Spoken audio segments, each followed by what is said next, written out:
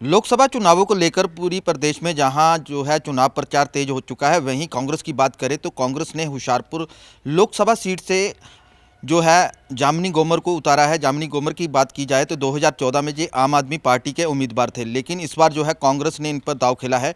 तो इनसे बात करते हैं कि मैडम, चुनाव प्रचार बहुत तेज चल रहा है, तो कैसा अभियान और जनसंपर्क कैसे किया जा रहा है लोगों के साथ? जनसंपर्क जो है वो अभी हम लोग छोटी छोटी मीटिंग्स कर रहे हैं, पर्सनल मीटिंग्स करके लोगों से मिल रहे हैं और बहुत बढ़िया रिस्पांस मिल रहा है लोगों का। क्या लगता है कैसी समस्याएं हैं, क्योंकि छोटी छोटी मीटिंग है, नुक्कड़ मीटिंग है, नुक्कड़ मीटिंगों में बहुत सारी समस्याएं जो होती हैं लोग लेकर आपके समक्ष पहुंचते हैं, तो कैसी समस्याएं आप लोग देखते हो जो आने वाले समय में जब जीतने के बाद उनको हल करवाने में आप सक्षम होंगे? देखिए, जब बात नुक्कड़ मीटिंग्स की आती है तो लोग अपनी छोटी छोटी ही, क्योंकि उन्हें पता ही नहीं है कि कौन सी समस्या किसके हैंडल करने वाली होती है, किस तरह है। तो अभी तक भी वो लोग सिर्फ गलियों की, सड़कों की, इन चीज़ों के बारे में बात करते हैं। हाँ, एक मुद्दा जो बार बार सामने आ रहा है वो बेरोज़गारी का है, क्योंकि पंजाब तक लगभग खाली हो रहा है। हर घर से बच्चा, हम जब जा भी रहे हैं तो हमें यूथ बहुत कम नज़र आ रहा है।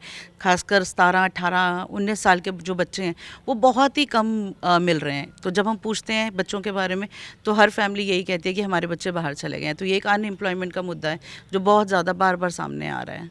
क्या लगता है कि जो 10 साल बीजेपी की सरकार रही, उसमें जो है एम्प्लॉयमेंट पर कोई वर्क नहीं हुआ, या जो एम्प्लॉयमेंट आने के लिए कोई बड़ा उद्योग जो होशियारपुर लोकसभा में स्थापित ना होने के कारण जो है सबसे बड़ा मुद्दा जो बेरोजगारी रही है? देखो, सेंटर गवर्नमेंट बैठी है, सेंटर गवर्नमेंट की रिस्पॉन्सिबिलिटी है कि रोज़गार दिया जाए, इंडस्ट्री सेट की जाए, लोगों को काम मिले। अब आप अगर होता तो आज सेंटर गवर्नमेंट के अंदर इतनी नौकरियां खाली ना पड़ी होती, जिसको कांग्रेस पूरा करने का, जितनी जगह खाली है उसे पूरा करने का वचन देती है। तो हाँ, ये तो बिल्कुल क्लियर है कि उनके द्वारा कुछ नहीं किया गया। और मैं आपको ये ज़रूर दिखाना चाहूँगी कि मेरे साथ भी मेरी टीम के अंदर बहुत यंग बच्चे हैं। प्लीज़ मैं चाहूँगी, ये हैं मेरे साथ में, ये हैं अमन जी हैं, ज़रूर चाहूँगी कि आप लोग देखें। ये बहुत पढ़े लिखे बच्चे हैं, एमएससी की हुई हैं, फिज़िक्स केमिस्ट्री में पढ़े हुए बच्चे हैं। इनके पास ये बेरोज़गार घूम रहे, इनके पास कोई रोज़गार नहीं है। जब इस तरह के इतने पढ़े लिखे बच्चों के पास कुछ नहीं है तो क्या होगा? आप बताइए, क्या हुआ है, क्या किया गया है? क्या लगता है कि जो लोकसभा में सबसे बड़ा इस वक्त मुद्दा है बेरोजगारी है, लेकिन सभी बात करें तो पूरे प्रदेश की बात ना करें, पूरे देश में ही सबसे बड़ा मुद्दा ही बेरोजगारी है। तो ऐसे में जो अ, लोकसभा में जब आएंगी तो सबसे पहले आपका कार्य क्या होगा? देखिए, जिस तरह से मैंने अभी बताया है कि कांग्रेस ने ये वचन दिया है कि सबसे पहले जो सेंटर गवर्नमेंट के अंदर जितनी भी वैकेंसीज खाली हैं सबसे पहले उनको भरा जाएगा। इसके अलावा लोकल होशियारपुर के लिए मैं बार बार बोल रही हूँ कि अगर लोग मुझे अपना प्यार देते हैं, आशीर्वाद से नवाजते हैं और वहाँ पहुँचाते हैं जहाँ पे मैं उनके लिए आवाज़ उठा सकूँ, कुछ कर सकूँ, तो डेफिनेटली उनके लिए यहाँ पे रोज़गार होगा, इंडस्ट्रीज़ लगेंगी किसी किसी फील्ड में। सेल्फ एम्प्लॉयड एजुकेशन को भी मैं बहुत ज़्यादा इम्पॉर्टेंट समझ रही हूँ कि इस तरीके से बच्चों को एजुकेट किया जाए कि वो सक्षम बने, कि जब वो स्कूल से पास आउट करें सिर्फ एक नौकरी ही उनके पास विकल्प ना हो, उनके पास और भी विकल्प हो, कि उनके पास इतना स्किल है कि वो अपना कुछ काम भी शुरू करना चाहे वो कर सकते हैं। जब वो सेल्फ एम्प्लॉयमेंट होगी, जब कोई सेल्फ एम्प्लॉयमेंट का काम शुरू करता है तो उसे अकेले को रोज़गार नहीं मिलता, उसके साथ और 10 लोग काम करते हैं जिन्हें रोज़गार मिलता है। मैडम, बहुत सारी समस्याएं आप बता रही हैं, लेकिन सबसे बड़ी समस्या कंडी की है। तो कंडी में बहुत सारी समस्याओं को आपने देखा भी है, और 2014 में आपने जब चुनाव लड़ा था तो आपने पूरा विजिट भी किया था। क्या लगता है कि 10 साल और इस वक्त में कुछ समस्याएं कम हुई हैं? आ, कम तो नहीं, इनफैक्ट अगर मैं सच बोलूँ तो मुझे लग रहा है कि वो समस्याएं पहले से भी दुगनी हो चुकी हैं, बहुत ज़्यादा बढ़ चुकी हैं। लेकिन जो समस्या थी वो आज तक वैसी की वैसी ही खड़ी हुई है। अगर हम मेडिकल हेल्थ की फैसिलिटीज़ की बात करें, अभी भी वही है। आज भी कंडी के एरिया में कोई ट्रांसपोर्टेशन कनेक्टिविटी नहीं होती है। कोई बीमार पड़ता है, सीवियर किसी को कोई प्रॉब्लम होती है, उन्हें शहर ही आना पड़ता है।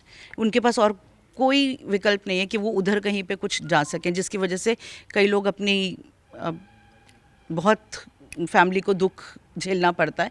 एजुकेशन, छोटे छोटे बच्चों को हमने देखा है इतने बड़े बड़े भारी भारी बैग लेके 5-5 6-6 किलोमीटर वो पढ़ने के लिए जाते हैं। हमारी किसानों से वहाँ बात होती है, छोटे छोटे किसान हैं, छोटी छोटी जगह है एग्रीकल्चर के लिए, खेती के लिए, वहाँ पर उन्हें हमेशा जंगली जानवरों का डर सताता रहता है। वो सिर्फ फसल को ही नहीं ख़राब करते हैं, उनके बच्चों का उन्हें डर लगता है। इस तरह की बहुत सारी है, बिजली की, पानी की, अभी तक यही छोटी छोटी समस्याओं से वो आज तक जूझ रहे हैं। लेकिन प्रधानमंत्री तो कह रहे हैं कि हर घर जल, वहीं किसानों को सक्षम बनाने के लिए बहुत सारे जो है केंद्र सरकार से बहुत सारी योजनाएं हैं, जिसमें कंटियाली तार है, कंडी क्षेत्र में दी गई, बहुत सारे किसानों को किसान निधि योजना का लाभ मिल रहा है, लेकिन आप कह रहे हो कि अभी तक वो लोग इसका लाभ नहीं उठा पाए। देखिए, बहुत सिंपल सी बात है, बीजेपी जानी जाती है, पंजाबी में एक बोला जाता है कि गप्पा दे कड़ा, जिसे कहते हैं कि सिर्फ बातों की जो मिठाइयाँ हैं सिर्फ वो वही बांटते हैं। तो वही हो रहा है। मोदी जी हमेशा सिर्फ अपने दिल की बात कहते हैं, जो उन्हें लगता है कि हो रहा है वो उस चीज़ को बोल देते हैं, उन्हें लगता है कि वही हो रहा है। हम तो ये चाहते हैं कि कभी आप लोगों की बात सुने, उनके बीच में बैठें, ये सुने चुपचाप कि लोग क्या चाहते हैं, उन्हें क्या मिल गया है, किस चीज़ की अभी कमी है। अगर कभी उन्होंने ये किया होता तो शायद उन्हें पता होता कि जो वो बड़े बड़े प्रेपोगंडास करते हैं, लोगों को दिखाते हैं कि ये हो चुका है, वो हो चुका है, ये तभी उन्हें पता चलता। मैडम, कांग्रेस में भी बहुत ज़्यादा गुटबाजियाँ और उस गुटबाजी का सामना भी आपको करना पड़ रहा है, क्योंकि बहुत सारे लोगों ने जो है टिकट अप्लाई की थी, वो आपका विरोध भी कर रहे हैं, विरोध जता भी रहे हैं। तो ऐसे में वो ऐसे डैमेज कंट्रोल को कैसे कवर करेंगे? हाँ, कितने लोगों ने रोष जताया, पहले तो आप मुझे ये पवन बताइए। आदिया जी को मनाने के लिए खुद पहुंचे हैं राजा बड़िंग जी, और मैडम संतोष चौधरी थे, वो भी अपनी बेटी के लिए अप्लाई कर रहे थे। तो वो ऐसे बहुत सारे लोग। आप सिर्फ 2 लोगों की का नाम लिया आपने, उस पे भी आती हूँ कि सीनियर लीडरशिप यहाँ पे पहुँची थी।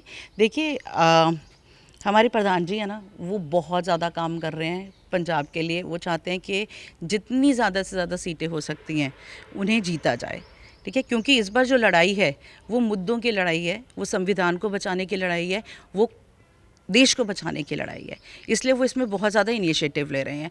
और जहाँ तक आप मनाने की बात कर रहे हैं, उन्होंने अपना एक ये शेड्यूल बनाया हुआ है कि जब भी किसी भी जगह पे सीट डिक्लेयर होती है तो वो वहाँ जाते हैं, वहाँ के जितने भी लोग होते हैं, जितने भी एक्स एमएलएज़ हैं, एमएलएज़ हैं या और भी पदाधिकारी हैं, उनसे मिलते हैं, उनसे बातचीत करते हैं, स्ट्रैटेजी डिस्कस करते हैं, ड्यूटीज़ बांटते हैं। यहाँ भी वो उसी के चलते आए थे, ठीक है। और बाकी आप जहाँ तक कह रहे हैं कि अप्लाई करने की बात है, आपको ये मालूम होना चाहिए कि तकरीबन टोटल जितनी एप्लीकेशंस आई थी, तकरीबन जहाँ तक मुझे पता चला है 17 या 18 या 15-16 के आसपास लोगों ने अप्लाई किया था। 15-16 में से आप मुझे कह रहे हो कि 1 का नाम लिया, 2 का नाम लिया, आप कह रहे हो कि पूरा विरोध है। आप ये नहीं कह सकते ना। लेकिन बड़े चेहरे में जगह देखे जाए तो पवन आदिया जी एमएलए रहे हैं, पूर्व एमएलए रहे हैं, मैडम साबका सांसद रहे हैं, लेकिन बड़े चेहरे हैं और काम भी कर रहे हैं। लेकिन वो लोग जो आप अप्लाई कर रहे हो उनका ज़्यादा जनाधार नहीं था, लेकिन 2 लोग हैं, उससे आपको डैमेज कंट्रोल हो कैसे कर पाओगे? देखो, मैं बार बार कह रही हूँ, परिवार है, परिवार में जहाँ जितने लोग होते हैं उतनियाँ कुछ ना कुछ होता है। और यहाँ पर ऐसा कुछ भी नहीं है, बहुत प्यार से हम लोग रह रहे हैं, हम लोग इकट्ठे घूमे भी हैं। उस दिन हम लोग हनुमान जयंती पे इकट्ठे जाके हम लोग वहाँ माथा भी टेक कर आए हैं। और जल्दी आप देखेंगे हम स्टेज पे भी आपको इकट्ठे काम करते नजर आएंगे, स्ट्रैटेजीज डिज़ाइन हो रही हैं और आपको सब सामने इकट्ठे नज़र आ जाएंगे। कैसी तैयारी रहेगी पूरे जगह चुनाव प्रचार की करें तो कैसी तैयारी रहेंगी लोगों तक? अभी तक तो नुक्कड़ बैठ के हैं, आगे आने वाले समय में कांग्रेस अपनी रणनीति कैसी तैयार करके लोगों तक पहुंचेगी? ये जल्दी आपको पता चल जाएगा। मेरी हमेशा से एक ही पॉलिसी रही है, लोगों से मिलना, लोगों के दिल में जगह बनाना और उन्हें ये बताना कि कांग्रेस है तो देश है। यही लेके हम लोग एक संदेश लेके लोगों के पास जा रहे हैं कि अगर आज देश को बचाना है तो कांग्रेस का आना बहुत ज़्यादा ज़रूरी है। ये लड़ाई हमारी या किसी की पर्सनल लड़ाई नहीं है, ये सिर्फ देश की लड़ाई है। इसी संदेश को लेके लोगों तक जाएंगे। मैडम, तो मुकाबला किससे मानते हो? आम आदमी पार्टी से, अकाली दल से या बीजेपी से? मुकाबला होता है, इसके अंदर किसी एक को नहीं कह सकते। जो लोग कंपटीशन में उतरते हैं वो लोग जीतने के लिए उतरते हैं, तो हमारे लिए सभी कॉम्पिटिटर्स हैं, कॉम्पिटिटर्स एक बराबर होते हैं, सबके साथ कंपटीशन करेंगे। बिल्कुल, ये थे जामनी गोमर, जिनका कहना है कि आने वाले समय में जो है कांग्रेस जो है पूर्ण रूप में लोगों तक जनसंपर्क अभियान चलाएगी, जिसके बाद वो जीत हासिल करके संसद पहुंचेगी। कैमरामैन नरेश के साथ न्यूज़ 24 होशियारपुर।